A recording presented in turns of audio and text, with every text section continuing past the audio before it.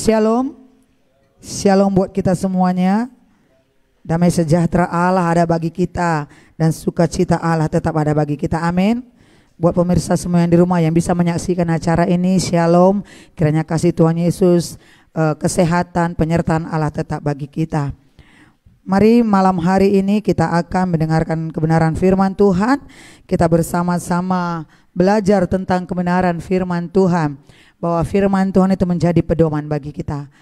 Firman Tuhan itu tetap menjadi kekuatan bagi kita.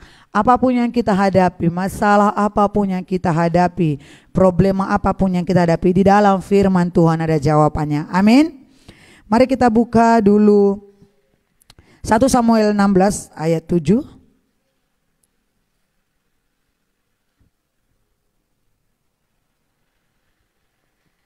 Di dalam 1 Samuel 16 ayat 7, saya bacakan. Tetapi berfirmanlah Tuhan kepada Samuel, janganlah pandang parasnya atau perawakan yang tinggi, sebab aku telah menolaknya. Bukan yang dilihat manusia, yang dilihat Allah.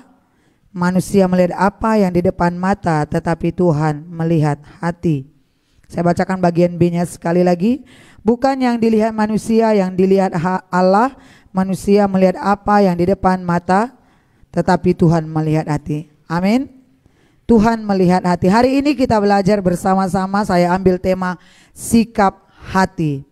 Kalau katanya tentang hati, saudara, ini sesuatu yang sensitif, ya. Nah, tapi hari ini kita belajar bersama-sama sikap hati. Sikap hati seperti apa yang akan kita pelajari? Sikap hati yang bagaimana yang kita pelajari? Atau bagaimana sikap kita sebagai anak-anak Tuhan? Hari ini kita belajar tentang sikap hati seorang penyembah Tuhan. Saudara penyembah Tuhan, amin? Amin? Saudara penyembah dalam roh dan kebenaran? Amin. Kita semua yang hadir di tempat ini, bahkan saudara yang bisa melihat tayangan ini, kita adalah penyembah dalam roh dan kebenaran.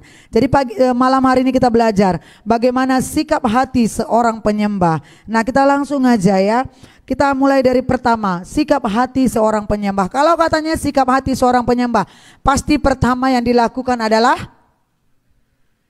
menyembah. Namanya sikap hati seorang penyembah. Saya dan saudara adalah penyembah di dalam roh dan kebenaran. Yang pertama kita lakukan pasti menyembah. Siapa yang kita sembah? Tuhan. Kita belajar dari Daud. Kalau katanya cerita tentang penyembahan, mazmur, lagu-lagu kidung pujian, itu identik dengan Daud. Semua orang tahu itu identik dengan Daud, ya. Malam hari ini kita belajar bagaimana sikap hati kita. Pertama, kita rindu untuk menyembah. Hati kita rindu untuk menyembah Tuhan. Kita baca di dalam Mazmur 92 ayat 2 sampai 3. Mazmur 92 ayat 2 sampai 3. Saya bacakan ya. Adalah baik untuk menyanyikan syukur kepada Tuhan dan untuk menyanyikan mazmur bagi namamu ya Tuhan, namamu yang maha tinggi, untuk memberitakan kasih setiamu di waktu pagi dan kesetiaanmu di waktu malam. Yang pertama adalah sikap hati kita menyembah. Di sini dikatakan, pemazmur katakan, Daud mengatakan bahwa adalah baik untuk menyanyikan syukur kepada Tuhan, baik di waktu pagi, baik di waktu malam. Jadi kita belajar bagaimana menjadi seorang penyembah Tuhan, tidak hanya di waktu-waktu tertentu saja. Kita belajar menjadi penyembah Tuhan setiap pagi, setiap malam, setiap saat. Kita harus menyanyikan pujian penyembahan kita kepada Tuhan. Tidak pandang tempat, tidak pandang waktu, tidak pandang lokasi. Di mana saja kita harus bangun hubungan kita dengan Tuhan. Amin. Bukan mesti di gereja, bukan mesti di kamar, bukan mesti di tempat-tempat ibadah, komunitas, tidak. Tapi setiap saat dikatakan di sini adalah baik untuk menyanyikan syukur kepada Tuhan, menyanyikan mazmur Tuhan, memuji Tuhan, menyembah Tuhan, mengagungkan Tuhan. Ya, pada waktu siang, pada waktu malam, pada waktu pagi, dengan kata lain setiap saat hati kita harus terpaut dengan hati Tuhan. Seperti Daud, dialah adalah orang yang dicintai Tuhan, orang yang berkenan kepada Tuhan. Kenapa? Karena Daud memiliki hati seorang penyembah, sehingga Mazmur-mazmurnya yang sering kita dengarkan, mazmurnya yang sering kita nyanyikan, mazmurnya yang sering kita ucapkan, itulah mazmur-mazmur Daud ketika dia memiliki kerinduan untuk menjadi seorang penyembah, memiliki kerinduan untuk menyembah Tuhan. Daud sensitif, peka akan hati Tuhan. Sebagai seorang penyembah, kita juga harus memiliki sensitif dan peka akan Tuhan. Amin. Ketika kita terus bangun hubungan dengan Tuhan, maka kita harus sensitif dan peka akan Tuhan. Daud suka mengejar perkenanan Tuhan. Daud suka mengejar perkenanan Tuhan. Dia menjaga hati Tuhan. Dia menjaga hati Tuhan, dan mazmurnya, di dalam mazmur dia selalu menceritakan bagaimana hatinya memiliki hati yang rindu untuk menyatakan kebaikan Tuhan. Rindu menyatakan kasih Tuhan. Apakah menyembah harus dengan nyanyian pujian? Apakah menyembah harus dengan setiap hari kita bernyanyi terus kita menyembah? Tidak. Menyembah di mana saja bisa sambil kita membangun hubungan. Berdoa, ya, menyembah sambil kita menyuci piring pun kita bisa menyembah Tuhan. Sambil kita beraktivitas di pekerjaan sehari-hari pun kita bisa bangun hubungan dengan Tuhan. Jadi kita harus memiliki hati seperti Daud ini, ya. Karena dikatakan tadi Tuhan tidak melihat rupa kita, Tuhan melihat hati kita. Dimanapun kita menyembah, Tuhan lihat isi hati kita. Jadi yang pertama, sikap hati seorang penyembah sudah pasti hati yang rindu untuk menyembah. Saya percaya kita yang ada di sini dan saudara semua yang dikasih Tuhan yang ada menonton live streaming, saudara punya kerinduan untuk menyembah Tuhan. Amin. Jadikan itu menjadi satu tradisi, lifestyle, ya, bahwa kita ini menyembah dalam roh dan kebenaran. Ya, ada orang ya menyanyikan lagu belum tentu menyembah karena cuma tahu lirik. Ada orang ya menyanyi tapi belum tahu menyembah. Tapi mari hari ini kita belajar peka, belajar kita mengejar hadirat Tuhan, belajar kita menyukakan hati Tuhan, kita menyembah dari dalam hati kita. Merasakan kebaikan Tuhan, menikmati karya Tuhan, mengucap syukur kepada Tuhan, baik dalam baik keadaannya ataupun tidak baik keadaannya, tetap hati kita menyembah. Amin. Yang kedua, apa yang harus kita pelajari? Sikap hati kita sebagai seorang penyembah. Tetap kita belajar dari Daud. Ya, kita belajar dari Daud bahwa Daud adalah orang yang setia. Saudara masih setia mengiring Tuhan? Amin. Saudara masih setia mengiring Tuhan. Amin. Sampai hari ini keberadaan kita karena Tuhan. Bukan karena kita punya kekuatan sendiri, bukan. Bukan karena kita mampu, bukan. Bukan karena jabatan kita, bukan. Bukan karena harta kita, bukan. Bukan karena keahlian kita, bukan. Sampai hari ini kita bisa setia mengiring Tuhan karena Tuhan. Tidak ada sedikit pun kekuatan kita. Semua karena Tuhan. Kita belajar dari Daud. Dia setia kepada Tuhan dan dia setia dalam pekerjaannya. Saudara, mari kita belajar setia dalam pekerjaan Tuhan. Seperti Daud setia dari pekerjaannya. Apa pekerjaan Daud? Hanya mengembalakan kambing domba. Di dalam kesetiaannya dalam pekerjaannya tidak ada iri hati. Tidak ada iri hati, tidak ada cemburu, tidak ada dengki akan saudara-saudaranya. Walaupun pekerjaannya hanya untuk mengembalakan kambing domba, dia setia dari perkara yang kecil. Dia setia dari kecil usahanya. Setiap hari Daud mengembalakan kambing domba, memberi makan domba-dombanya, menjaga domba-dombanya dari ancaman musuh. Ya, bukan hal yang mudah. Kalau diomongkan memang mudah menjaga kambing domba, tapi kalau itu dilakukan susah. Kenapa? Menjaga domba-dombanya dari musuh yang dihadapinya maut sebetulnya. Ketika ada singa yang ingin menerkam, dia duluan di depan. Di dalam 1 Samuel 17 saudara bisa baca nanti. Di situ Daud mengembalakan kambing dombanya. Jadi hari ini pun sikap hati yang kita ambil itu setia dalam pekerjaan Tuhan. Amin. Apa saat ini yang Tuhan percayakan bagi kita? Di bidang apa yang Tuhan percayakan bagi kita dalam pelayanan kita? Baik kita cuma menerima tamu, baik mungkin kita cuma mengepel gereja, mungkin kita cuma singer, mungkin kita WL, pemain musik, pengkhotbah, apapun pekerjaan pelayanan yang Tuhan percayakan bagi kita. tetap setia. Jangan langsung kita katakan, kenapa aku cuman ini Aser, dia sudah jadi WL. Ada kecemburuan, jangan. Kenapa kita katakan aku pun bisanya seperti dia, suaraku lebih bagus dari dia. Mari kalau dipercayakan oleh pemimpin kita dari perkara yang kecil, mungkin mulai dari Aser kah, kolektan kah, atau cuman pemerhati, atau cuman ya beres-beres rumah ibadah, dan kau dipercayakan mungkin di singer, WL, pemusik, setia di dalam perkara kecil itu. Seperti Daud, dia setia, dia tidak iri dengan abang-abangnya yang ya kita katakan berperang ya, ikut abangnya berperang, tapi dia ya sudah, aku dipercayakan di sini aku setia. Sikap hati seorang penyembah, setia dulu dalam pekerjaan Tuhan. Bagaimana kita bisa merasakan cinta kasih kita kepada Tuhan, melayani Tuhan, kita tidak setia? Kan ada rasa sungut-sungut kalau kita lihat, aku pun bisa seperti dia. Ya, ada saatnya Tuhan akan mengangkat kita, bukan dengan cara yang instan. Saudara, kalau dengan cara yang instan ada mie instan, cuman direbus air, dimasukkan minyak, ditaruh, ditiriskan di kecap, selesai. Saudara makan, nikmat, nikmat. Siapa bilang enggak nikmat? Nikmat. Tetapi nikmatnya ya udah direbus aja sesaat, menceritakannya sesaat. Tetapi kalau engkau setia dalam perkara, kita cara membuat bolu. Dulu saya tukang bolu.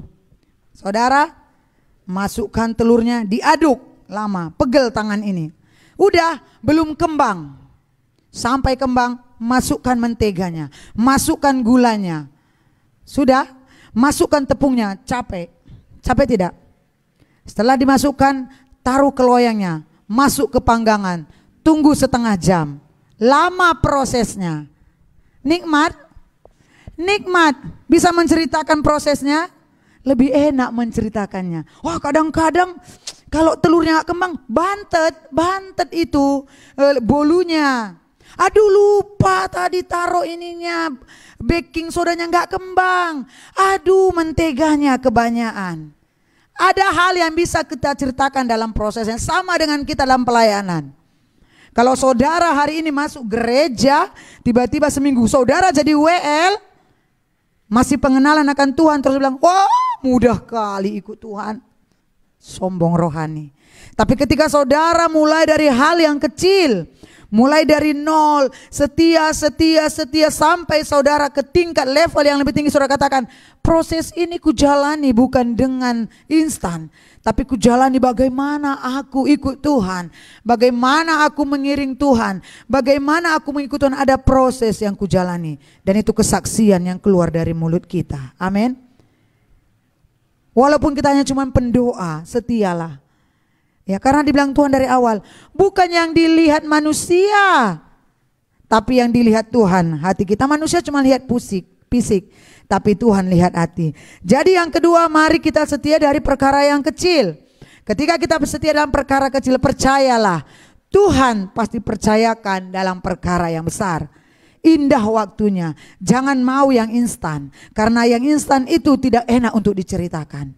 Tapi ketika engkau mengalami proses, engkau bisa menceritakan ke orang lain bagaimana engkau diproses oleh Tuhan. Yang ketiga, bagaimana sikap hati seorang penyembah. Ini berhubungannya dengan setia. Bagaimana sikap hati seorang penyembah? Sikap hati seorang penyembah mau diproses dan tetap rendah hati. Amin. Rendah hati bukan rendah diri ya, rendah hati. Rendah hati. Kalau rendah diri MC, malu, minder. Tapi kalau rendah hati, kita menjadi orang yang tidak sombong. Kita belajar dari Daud. Apa yang kita lihat dari Daud? Mulai dari Daud dipercayakan untuk menjaga domba-dombanya, dia tetap setia, dia tidak iri. Ya, dia tetap setia, dia tetap menyembah Tuhan. Lalu Daud diurapi jadi raja. Siapa sangka, dan mungkin dia juga tidak sangka, dia diurapi jadi raja. Nah, setelah dia diurapi jadi raja, dia menjadi raja. Dia bisa melawan Goliat. Sebelum diurapi jadi raja, dia bisa melawan Goliat. Siapa tahu proses yang dialami Daud, Daud sendiri tidak tahu. Daud pun tidak tahu. Tapi karena dia mempunyai hubungan dekat dengan Tuhan, dia berjalan bersama Tuhan. Sampai akhirnya Daud menjadi raja. Saudara, malam hari ini mari kita belajar. Ketika Tuhan proses kita di dalam kehidupan kita, mari tetap rendah hati. Tetap rendah hati. Ketika engkau menikmati hasil dari proses yang Tuhan kerjakan, jangan sombong. Jangan tinggi hati, rendah hati. Mungkin Tuhan proses kita di dalam perekonomian kita. Hari ini kita mungkin down. Tapi ketika kita menikmati proses itu, Tuhan jadikan kita seorang yang berhasil. Tuhan jadikan kita seorang yang sukses. Jangan tinggi hati, tetap rendah hati. Ketika di dalam pendidikan kita bisa mencapai tingkat level juara. Itu bukan karena bukan karena kita bisa, itu kan karena kepintaranku. Itu karena aku belajar. Iya benar, tapi kalau bukan rencana Tuhan, tidak ada yang tidak terjadi. Tidak diizinkan Tuhan. Nah, jadi dalam kehidupan kita, khususnya kita pelayan orang yang takut akan Tuhan, orang yang mengasihi Tuhan. Ketika kita diproses Tuhan sama seperti Daud, mulai dari dia menjaga kambing dombanya, dia setia, dia diurapi, dia bisa mengalahkan Daud. Lihat, dia tidak pernah sombong. Dia tetap rendah hati dan tetap mengandalkan Tuhan. Hari ini pun Bapak Ibu Saudara yang dikasihi Tuhan, apa proses yang kita alami hari ini pun, mari tetap kita berjalan sesuai kehendak Tuhan. Dan ketika kita menikmati hasilnya, tetap rendah hati. Ada banyak orang, waktu dia jatuh, dia Tuhan tolong. Begitu dia berhasil untuk mengangkat tangan berterima kasih sama Tuhan saja tidak bisa. Sombong, tinggi hati. Karena banyak orang gagal di dalam proses. Kenapa gagal di dalam proses? Karena dia tidak menikmati proses itu. Ketika kita diproses, mari nikmati proses itu. Ketika kita menikmati proses, pasti kita akan tetap menjadi orang rendah hati. Karena kita tahu keberhasilan kita bukan karena kita. Kita tahu keberhasilan kita itu karena Tuhan. Jadi tidak ada alasan bagi kita untuk sombong. Tidak ada alasan bagi kita untuk menyatakan itu kekuatanku. Jadi hari ini belajar menjadi hati seorang penyembah. Hati seorang penyembah itu hatinya yang seperti Tuhan inginkan dalam kehidupan kita. Ketika kita menjadi penyembah Tuhan, kita memiliki kerinduan untuk menyenangkan Tuhan. Dan di atas itu kita tetap setia. Menjadi penyembah Tuhan tetap setia. Dan miliki hati yang rendah hati. Miliki hati yang rendah hati. Yang keempat, yang terakhir. Ketika kita menjadi seorang penyembah, mari miliki hati yang mau bertobat. Miliki hati yang mau ditegur. Miliki hati yang legowo ketika dinasehati. Ada banyak pelayan Tuhan. Karena dia merasa dia bisa. Merasa dia mampu. Merasa dia pengalaman. Merasa dia semua tahu. Ketika ada orang menegur, dia katakan, "Gak pantas kau tegur aku. Lebih tahu aku dari kamu." Tapi hari ini sebagai penyembah Tuhan, miliki hati yang mau ditegur. Ketika ada saudara, ketika ada sahabat, teman pelayanan, siapa saja yang mengingatkan kita akan kesalahan kita, kita katakan terima kasih Tuhan, masih ada yang ingatkan. Kita belajar tetap dari Daud. Saudara, Daud bukan tidak pernah jatuh dalam dosa. Kita semua tahu Daud pernah jatuh dalam dosa dengan mengambil istri daripada Uria. Dia jatuh dalam dosa. Apakah Tuhan tidak tahu? Tahu. Tapi ketika ada seorang nabi yang datang kepadanya, apa yang Daud lakukan pertama? Pertama, dia marah-marah. Saudara, mari kita baca dalam 2 Samuel 12.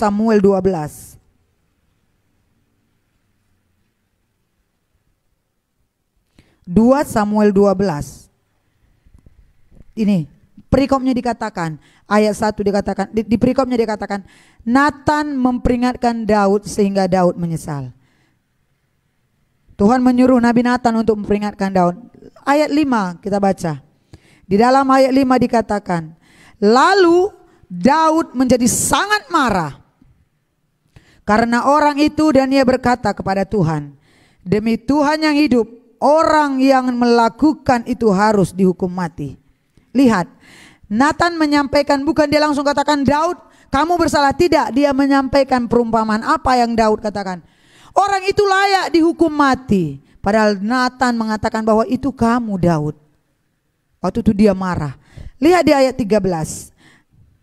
Di ayat 13 dikatakan, lalu berkatalah Daud kepada Natan. Ketika Daud menyadari bahwa yang ditujukan itu kepadanya, apakah dia masih marah dan tidak mengaku kesalahannya dan membenarkan dirinya? Tidak. Daud legowo dan menerima apa yang dikatakan Natan. Aku sudah berdosa kepada Tuhan. Seorang raja yang punya kuasa, bisa dia berkata kepada Natan, jangan kau atur hidupku. Aku berkuasa di sini. Bisa saudara? Seorang pemimpin punya kuasa, apa yang tidak bisa dia buat? Waktu Nabi Natan datang, bisa dia katakan, udahlah, gak usah urus-urus hidupku. Aku yang tahu kok, gak usah kau urus-urus. Bisa? Tapi kita belajar dari Daud yang memiliki hati penyembah. Ayat 13 dikatakan, aku sudah berdosa kepada Tuhan. Dan Natan berkata kepada Daud, Tuhan telah menjauhkan dosamu. Tuhan telah menjauhkan dosamu itu, engkau tidak akan mati. Ketika secepat kilat itu, Daud menyadari dia bersalah. Dia merendahkan dirinya. Seorang raja merendahkan dirinya dan minta maaf kepada Tuhan. Dan mengakui kesalahannya kepada Nabi Natan. Sampai ayat 16 dikatakan di sana, endingnya, lalu Daud memohon kepada Allah. Karena anak itu ia berpuasa dengan tekun. Dan semalam-malaman itu ia berbaring di tanah. Di sini dikatakan Daud menyesal betul apa yang dia lakukan. Dia berpuasa dan minta ampun. Saudara, mari kita miliki hati yang mau ditegur, hati yang mau bertobat. Ketika ada saudara kita, ketika ada teman sepelayanan ketika ada orang lain yang menegur kita, walaupun dia menasehati kita, legolah untuk menerima. Kenapa? Karena itu untuk membangkitkan kita, untuk mengajari kita. Jadi jangan kita berpikir aku sudah tahu semuanya, nggak usah diajari.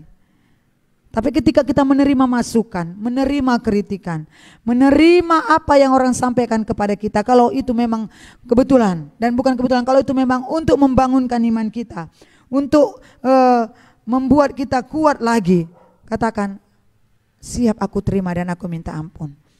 Raja Daud, seorang raja yang mau merendahkan dirinya di hadapan Tuhan.